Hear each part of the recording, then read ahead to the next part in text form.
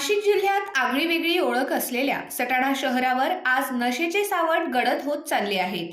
एकीकडे सामाजिक सांस्कृतिक एकोप्याचे चित्र दिसत असतानाच दुसरीकडे तरुणाई हळूहळू व्यसनांच्या गर्तेत ओढली जात आहे।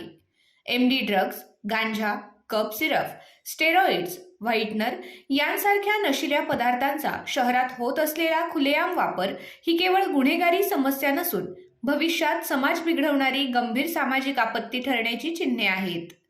याकडे पोलीस प्रशासन आणि पालकांनी वेळेत लक्ष न दिल्यास परिणाम भयावह ठरू शकतात।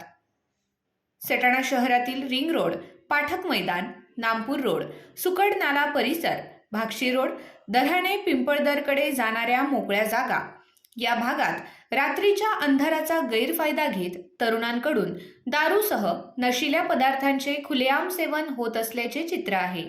सकाळी या ठिकाणी आढळणारे सिगारेटचे धोंडके, प्लास्टिक पिशव्या, पाण्याच्या बाटल्या, ग्लास, चाकण्याचे पाऊच आणि संशयास्पद साहित्य हे याचे जिवंत पुरावे आहेत।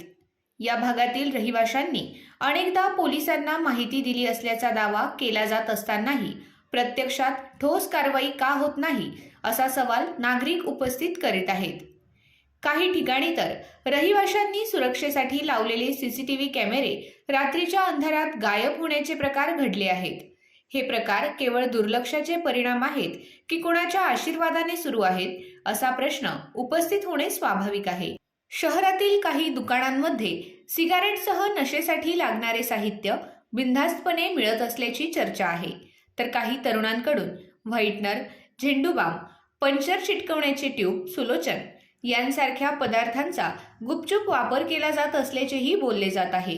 काही ठराविक टी सेंटरवर तरुणांना सिगारेट ओढण्यासाठी खास सोय करून दिली जात असल्याने या ठिकाणीही अंमली पदार्थांचा वापर होत असावा अशी शंका व्यक्त केली जात आहे।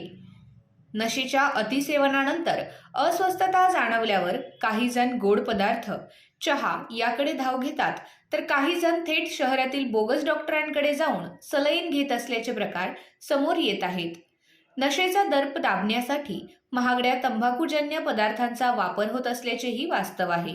हे चित्र समाजासाठी किती घातक आहे याचा विचार होणे गरजेचे आहे।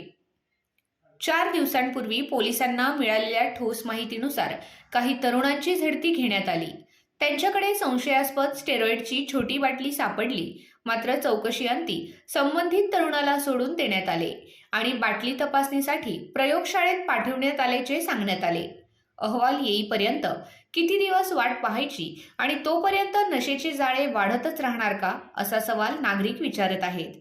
रात्रीच्या वेळी मुख्य रस्ते आणि वस्त्यांमध्ये सुरू असलेले गैरप्रकार रोखण्यासाठी पोलीस स्टेशनमध्ये पुरेसे मनुष्यबळ नाही हे कारण दिले जाते, मात्र याचाच फायदा तरुणाई घेत आहे का याची सखोल चौकशी होणे आवश्यक आहे।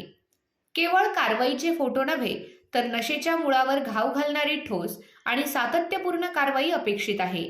या सगळ्या परिस्थितीत पालकांनीही सजग राहण्याची वेळ आली आहे। आपले पाल्य घरी केव्हा येते, कोणत्या अवस्थेत येते, त्यांचे मित्रपरिवार कोण आहेत याकडे डोळ्यात तेल घालून लक्ष ठेवणे गरजेचे झाले आहे। वेळेत संवाद, विश्वास आणि योग्य मार्गदर्शन दिल्यास अनेक तरुण या गर्तेत जाण्यापासून वाचू शकतात। शहरात राजरोसपणे नशेचे व्यवहार सुरू असताना प्रशासन नेमके कुठे आहे?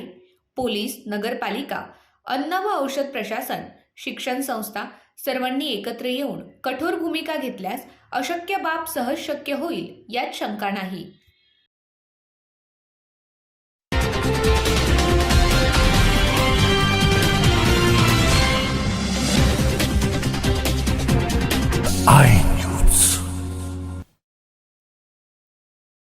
आपल्या आय न्यूज चॅनलला सबस्क्राईब करण्यासाठी बेल आयकॉनला क्लिक करा आणि बातम्या वाचण्यासाठी प्ले स्टोअरवरून आय न्यूज ॲप डाउनलोड करा।